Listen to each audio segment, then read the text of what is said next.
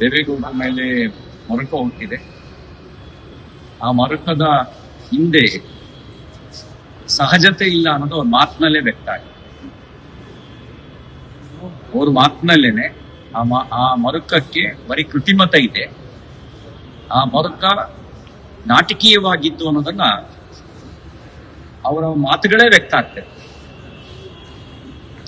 ಹಾಗಾಗಿ ಈ ನಾಟಕದ ಮಾತುಗಳಿಗೆ ಉತ್ತರಿಸಬೇಕಾದ ಅವಶ್ಯಕತೆ ಇಲ್ಲ. ದೇವೇಗೌಡರು ಮಾಜಿ ಪ್ರಧಾನಿಗಳು, ಮುತ್ಸದ್ದಿ, ಅವ್ರ ಬಗ್ಗೆ ಇರುವ ಗೌರವ ಸ್ಥಾನದ ಆಧಾರದಲ್ಲಿ ಬಂದಿದ್ದಲ್ಲ, ಅಧಿಕಾರದ ಆಧಾರದಲ್ಲಿ ಬಂದಿದ್ದಾರೆ.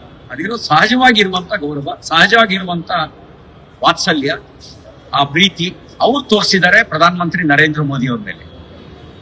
ಆ ಸಹಜ ಪ್ರೀತಿ, ಆ ಸಹಜ ವಾತ್ಸಲ್ಯ ಅದು ವ್ಯವಹಾರ ಸಂಬಂಧದ ಮೂಲಕ ಬಂದಿರೋದಲ್ಲ.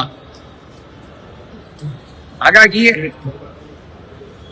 ಹೇಗೆ ಯಾರಿಗೆ ಗೌರವ ಕೊಡಬೇಕು ಅನ್ನೋದನ್ನ ಕಾಂಗ್ರೆಸ್ನವರು ಬಿಜೆಪಿ ಪಾಠ ಹೇಳಬೇಕಾದ ಅವಶ್ಯಕತೆ ಇಲ್ಲ. ನೀವು ಪ್ರಧಾನಮಂತ್ರಿ ಆಗಿದ್ದಂತ ಮನಮೋಹನ್ ಸಿಂಗ್ ಅವ್ರನ್ನ ಪ್ರಧಾನಮಂತ್ರಿ ಆಗಿದ್ದಾಗ ಹೆಂಗ್ ನಡೆಸ್ಕೊಂಡ್ರಿ?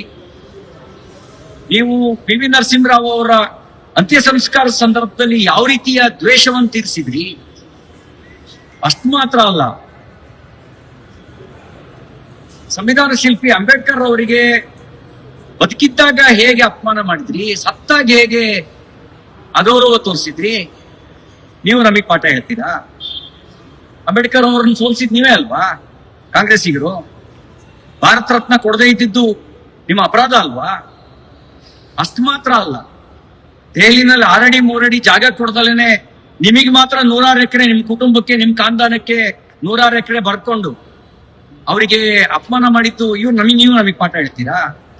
ಪಿ ವಿ ನರಸಿಂಹರಾವ್ ಅವರ ಅಂತ್ಯ ಸಂಸ್ಕಾರ ಎಲ್ಲ ಆಯ್ತು ಅನ್ನೋದನ್ನ ಹೇಳ್ಬೇಕಾ? ಯಾಕೆ ಅವ್ರು ಮಾಜಿ ಪ್ರಧಾನಿ ಅಲ್ವಾ? ಅವ್ರಿಗೆ ಏನ್ ಗೌರವ ಕೊಟ್ರಿ ನೀವು? ನಿಮ್ ಕಾಂಗ್ರೆಸ್ ಕಚೇರಿಗೆ ಅವರ